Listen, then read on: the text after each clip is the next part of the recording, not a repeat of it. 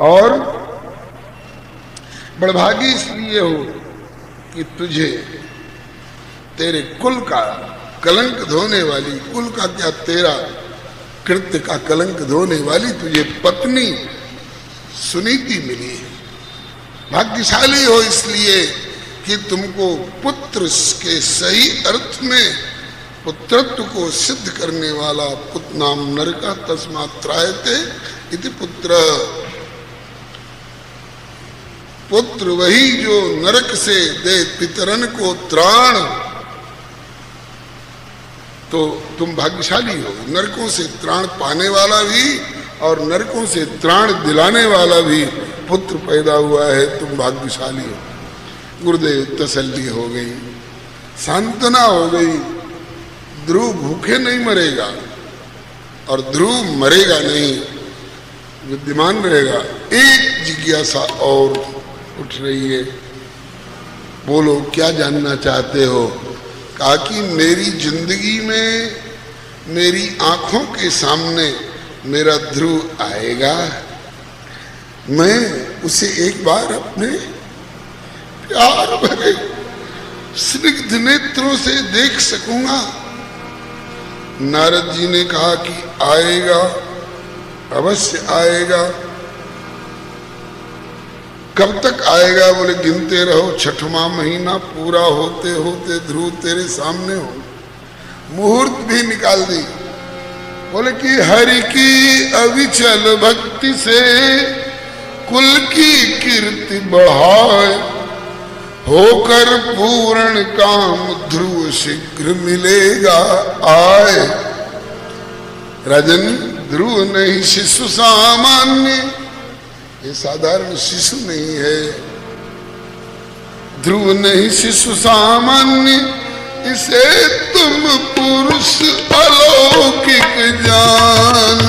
हाँ, ध्रुव नहीं शिशु सामान्य, से तुम पुरुष अलौकिक जान। इसे जानो युग पुरुष महान, इसे जानो युग पुरुष महान।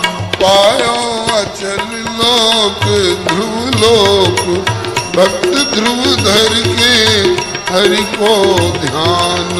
पायो अचल लोक ध्रुव लोक, भक्त ध्रुव धर के हरि को ध्यान। तो आपके ठाकुर जी सोच सकते हैं कि बड़ा कठोर है, इसलिए आज वाणी को यहीं विराम दे रहा हूं। भैया से अनुमति चाहूंगा कि इसी प्रसंग को कल भी पृष्ठ पेषण करूं, है? अवश्य। बात है ना पूरी, उस भोजपुरी भाषा में कहावत है कि थोड़े थोड़े खाएं न मरी न मोटाएं। Diet control act, diet control act आजकल बहुत ज्यादा लागू हो रहा है। खुराक कम करिए, पेट घटाइए और वेट घटाइए। तो इतनी खुराक लीजिए जितनी रुचे और पचे, और फिर हमारा वजन चिंताजनक न हो। वैसे तो खुराक दो तरह की होती है, एक शरीर की, भोजन पानी दूध फल इत्यादि, और एक आत्मा की। ये आत्मा की खुराक है। बिन पानी भोजन बिना ये उदर मचावे क्रांति, ऐसे ही बिना भजन सत्संग के मिले न मन को शांति। भैया कल भी इसी प्रसंग को आगे निवेदन कर लूं, अनुमति दे रहे हैं बस। और प्रसंग को ठिकाने पर पहुंचाने का प्रयास भैया भी कर रहे हैं। प्रभु का नाम लीजिए, हरे राम से शुरू करें कि हरे कृष्ण से, यह भी प्रश्न कभी कभी उठ जाता है। एक नया कीर्तन मिल गया,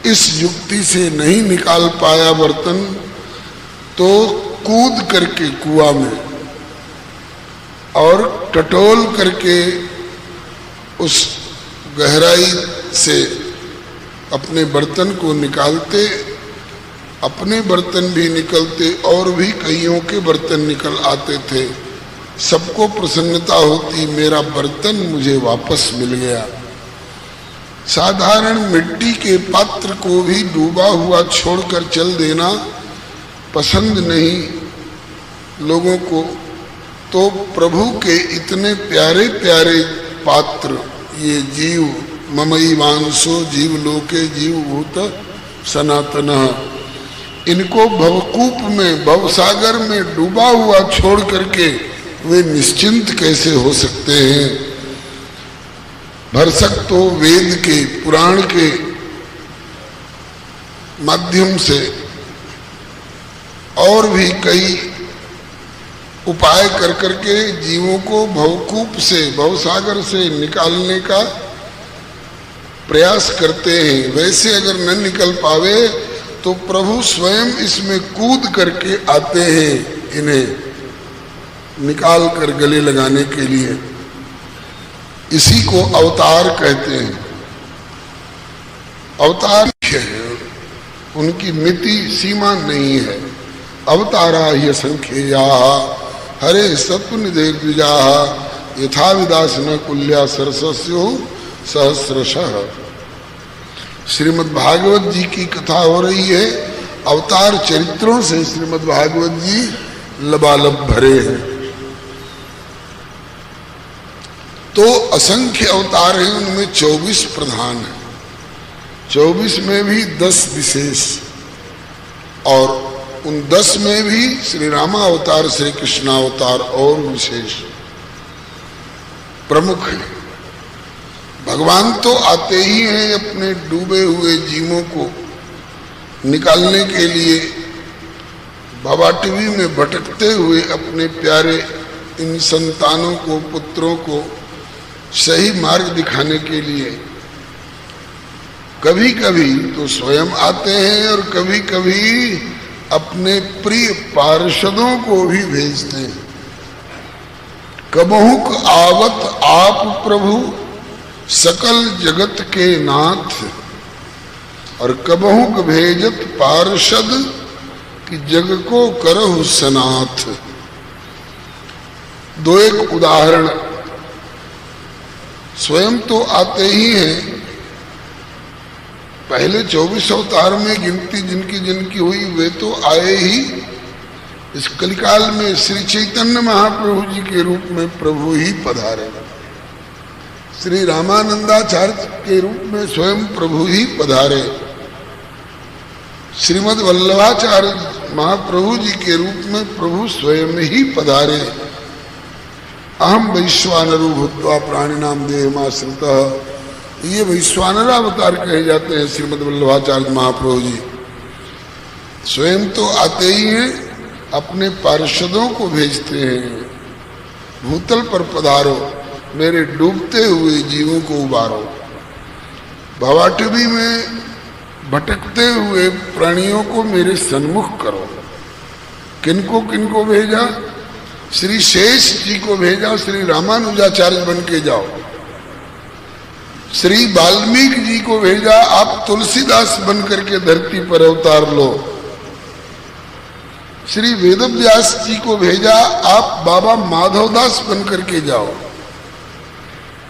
श्री शंकर भगवान को भेजा, आप आद्य शंकराचार्य के रूप में धरती पर पधारो, जीवों को रास्ता दिखाओ।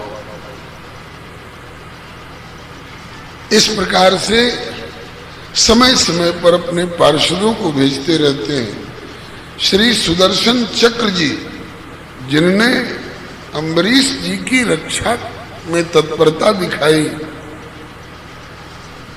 वे सुदर्शन चक्र जी भी आज से सैकड़ों कहें कि हजारों वर्ष कहें पहले श्री निम्बारकाचार्य के रूप में साक्षात श्री सुदर्शन जी ही आए और उन्होंने श्री सनक सनंदन सनातन शरद कुमार वाले अवतार के द्वारा बताया हुआ उपदेश हम लोगों के बीच में प्रस्तुत करके हमारा मार्ग प्रशस्त किया, आलोकमय किया। लगता है कि उन्हीं श्री सुदर्शन जी को, उन्हीं श्री सुदर्शन चक्र जी को प्रभु ने कहा कि एक बार और धरती पर जाओ और आपका इस बार वही नाम रहेगा, श्री सुदर्शन सिंह आप कहलाओगे। तो श्री सुदर्शन सिंह के रूप में साक्षात लगता है, ऐसा आभास होता है कि श्री सुदर्शन चक्र जी ही आए। पहले श्री सुदर्शन सिंह जी के नाम से जाने जाते रहे। जैसी सूचना मिली है उसके अनुसार एक बार श्री करह वाले बाबा सरकार सिद्ध पुरुष रहे, अनुभवी महापुरुष रहे, उनसे चक्रदादा का पता पाला पड़ा। कभी एक पंक्ति समस्या पूर्ति के लिए इन पंक्तियों पर कविता बनाओ। बहुत से कवि जुटे, औरों ने एक एक कविता दी और श्री सुदर्शन सिंह जी ने नव रसों में, साहित्य के जो नव रस हैं, नवों रसों में एक एक कविता रच करके तुरंत प्रस्तुत करके सुना दिया। श्री करह बिहारी बाबा इतने प्रसन्न हुए, बोले कि तुम मात्र सुदर्शन सिंह ही नहीं हो, तुम सुदर्शन चक्र हो। इसलिए आगे से अपने नाम के आगे इन्वर्टेड कॉमा में चक्र जरूर लिखा करो, चक्र जरूर लिखा करो। बाबा की आज्ञा से फिर श्री चक्रदादा ने अपने नाम के आगे श्री सुदर्शन सिंह चक्र, आगे चल करके तो श्री सुदर्शन सिंह नाम का लोप कर दिया। और गीता प्रेस की कल्याण नामक पत्रिका से जब इनकी कहानियां प्रकाशित होती थी, उस समय दास का बचपन था।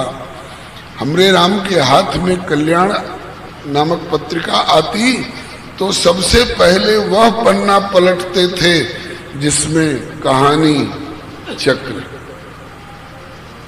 कहानी चक्र, कहानियों के माध्यम से, और कहानियां भी कल्पित नहीं, निराधार नहीं, निरभिप्राय नहीं, साभिप्राय, साधकों को बड़ा बल देने वाली लिखते और उनसे भक्तों का मार्ग प्रशस्त होता। पुराणों की कुछ ऐसी कथाएं जिनके संबंध में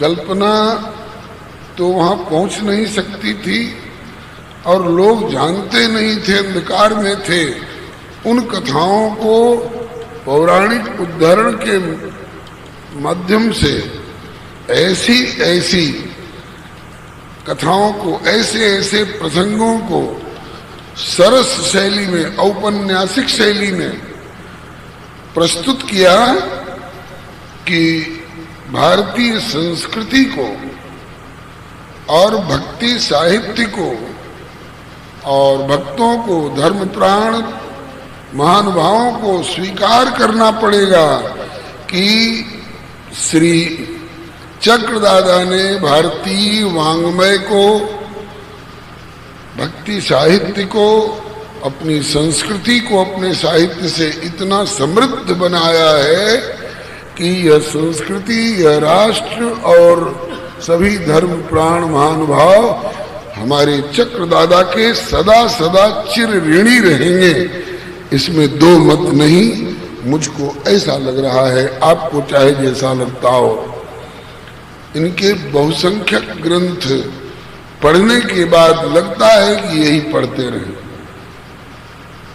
वैसे श्री ध्रुव जी का चरित्र जो अवशेष है आज पूरा कर देना है और 6:15 बज चुके हैं और अपना विचार है कि आज 6:30 की सीमा में ही प्रसंग पूरा कर लिया जाए प्रभु कृपा से। श्री प्रभु कृपा से 2-3 दिन से धारावाहिक रूप में भैया श्री राजेंद्र दास जी के संकेत के अनुसार श्री ध्रुव जी का चरित्र निवेदन किया जा रहा है। उस क्रम में हम लोग ध्रुव की मां की महानता, फिर ध्रुव की महानता, इसके बाद श्री नारद जी के कृपा की महानता,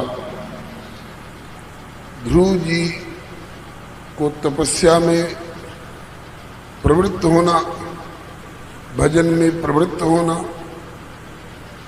एवं श्री नारद जी के द्वारा राजमहल में आकर खेद खिन्न महाराज उत्तानपाद को सांत्वना देने वाले प्रसंग तक चर्चा कर चुके हैं। नारद जी ने समझाया, राजन खेद मत करो, तुम्हारा पुत्र ध्रुव सामान्य बालक नहीं है, यह अवतारी है, भगवान का भेजा हुआ आया है। हरि की अविचल भक्ति से, हरि की अविचल भक्ति से कुल की कीर्ति बढ़ाए, होकर पूरन काम ध्रुव शीघ्र मिलेगा आए। 6वां महीना पूरा होते होते ध्रुव आएगा। बड़ी सांत्वना मिली। इधर तो नारद जी ने महाराज उत्तानपाद को सांत्वना दी और उधर नारद का चेला, और उधर नारद का चेला मधुबन पहुंचा जाए अकेला, मधुबन पहुंचा जाए अकेला। बताया था जो गुरु ने ध्यान, बताया गुरु ने ध्यान, ध्यान में हरि का अनुसंधान, ध्यान में हरि का अनुसंधान, उसी का करने लगा विधान, उसी का करने लगा विधान। नारद जी ने ध्रुव जी को हरि का ध्यान अनुसंधान के लिए बताया था। आज समाज की दुर्वस्था देख करके कथा के साथ कभी कभी कुछ व्यथा भी निकल पड़ती है। आजकल अधिकांश कुछ ऐसे लोग निकले आए हैं, कहते हैं कि हरि कौन होते हैं, राम कृष्ण कौन होते हैं, इनका चित्र भी घर में हो तो निकाल कर बाहर करो, मेरा ध्यान करो, मेरा पूजन करो। नारद जी ने यह कृत्य कभी नहीं किया है कि किसी शिष्य को दीक्षा दे करके और भगवान का ध्यान हटाकर अपना ध्यान बताया हो। ये हमारे पूर्वाचार्यों की पद्धति नहीं है। भगवान का ध्यान करो। गुरु जी तो केवल रास्ता दिखाने वाले हैं, उनका प्रतिनिधित्व अवश्य करते हैं। अस्तु। ध्रुव जी उधर भगवान का भजन करने के लिए मधुबन गए, इधर नारद बाबा से रहा नहीं गया। उत्तानपाद को सहारा देने के बाद सीधे भगवान के पास गए, भगवत धाम में। बड़ी प्रसन्न मुद्रा में देखकर प्रभु ने पूछा, नारद बड़े प्रसन्न दिखाई पड़ते हो, क्या बात है? हाँ प्रभु प्रसन्न हो। क्यों प्रसन्न हो? कुछ पा गए हो? बोले एक चेला पा गया हूं, एक शिष्य पा गया हूं। ये गुरुदेव के वचन है। चेला मिलने से इतनी प्रसन्नता? हाँ प्रभु, सुयोग्य गुरु पाकर शिष्य को प्रसन्नता होती है, तो सुपात्र शिष्य पा करके गुरु को भी प्रसन्नता होती है। किस लिए? कि भविष्य में राजा होगा तो हमारे आश्रम को सोना चांदी हीरा मोती से मढ़ देगा? नहीं नहीं नहीं, नारद जी ने कभी किसी शिष्य से एक पाई दक्षिणा की आशा नहीं की, दिया ही दिया है, किसी से कुछ लिया नहीं है। आज तक अपना कोई ऐसा आलीशान चकमक में डालने वाला आश्रम नारद जी ने नहीं बनाया है। तो श्री नारद बाबा ने कहा कि प्रभु एक शिष्य की प्राप्ति। भगवान ने पूछा कैसा है? बोले महाराज विलक्षण है, उम्र मात्र 5 वर्ष की है, लेकिन निष्ठा ऐसी कि उसने अपने बाबा मनु जी को भी मात कर दिया। मनु जी ने भी भजन किया, भगवान मिले चौथे पन्ने और 28,000 वर्ष तपस्या करने के बाद आप मिले। और ये तो विलक्षण भक्त है, लगता है कि इसके पास आपको तुरंत जाना पड़ेगा, जल्दी से जल्दी जाना पड़ेगा। बोले ठीक। आपने क्या कह दिया? बोले मंत्र विधि, मंत्र का अर्थ बता करके आया हूँ, भजन करने को कह आया हूँ और कह के आया हूँ कि 6वां महीना पूरा होते होते भगवान तेरे समक्ष आएंगे, दर्शन देंगे। प्रभु ने छाती पर हाथ रखा, हाय नारद ये तुमने क्या किया? क्यों प्रभु कुछ भूल हो गई मुझसे? अरे कहा कि ध्रुव तो मुझे इतना प्यारा लग रहा था कि राजधानी से बाहर निकला और मेरे मन में आई कि गोदी में उठाकर चूम लूं, प्यार करूं। और तुमने जाकर के ये 6 महीने की दीवार खड़ी कर दी मेरे और उसके बीच में। इतने नन्हे बालक के साथ इतनी कठोरता। नारद बाबा ने पूछा कि प्रभु जब इतना प्यार उमड़ रहा था तो क्यों नहीं उठा लिया, गले लगा लिया? प्रभु ने कहा कि लाचार था मैं। क्यों?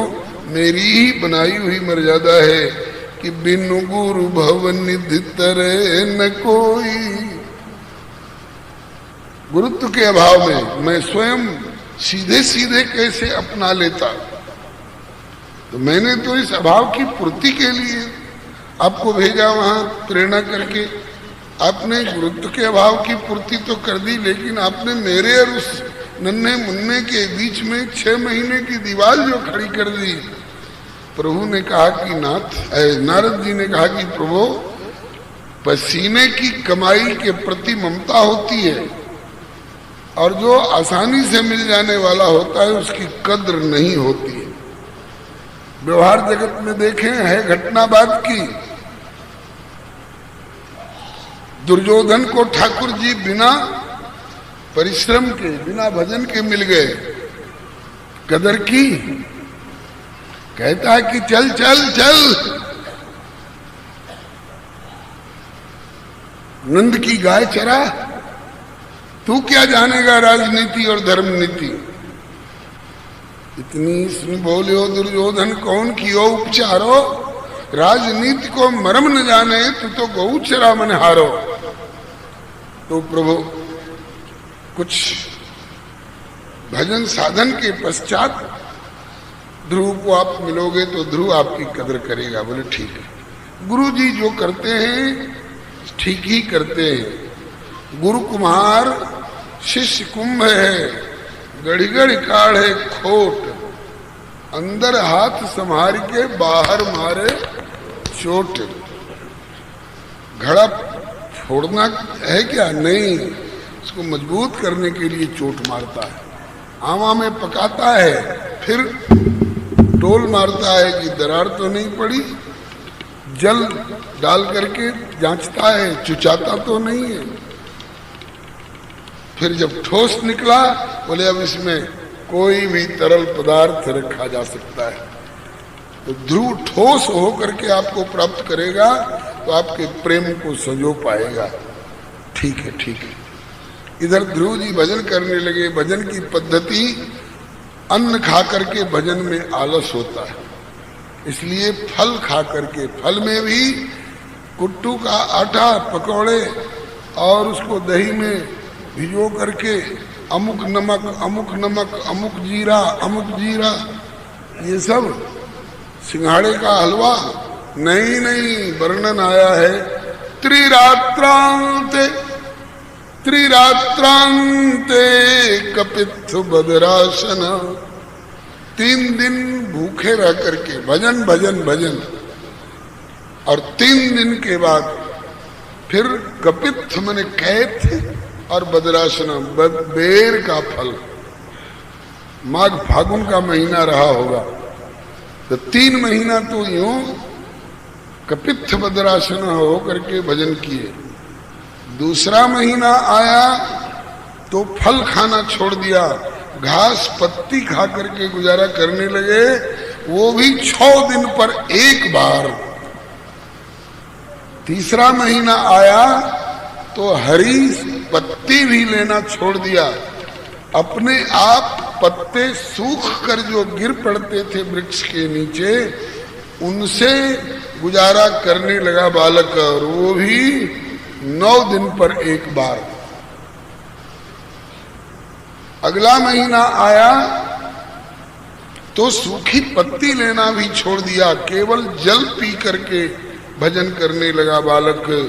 भजन में प्रगाढ़ता होती जा रही है, केवल जल पी करके भजन करने लगा बालक, वो भी 12 दिन पर एक बार। 5वां महीना आया तो जल भी पीना छोड़ दिया, केवल वायु पूरक खींच करके कुंभक में ठहरा देता प्राणवायु को, और भजन करता, ध्यान करता प्रभु का, वो भी 15 दिन पर एक बार। और जब 6वां महीना आया तो बालक ने वो वायु भी लेना छोड़ दिया, रेचक करके भीतर वाली वायु को भी बाहर कर दिया, और अब पुनः पूरक खींचने की जरूरत नहीं समझा। जब तक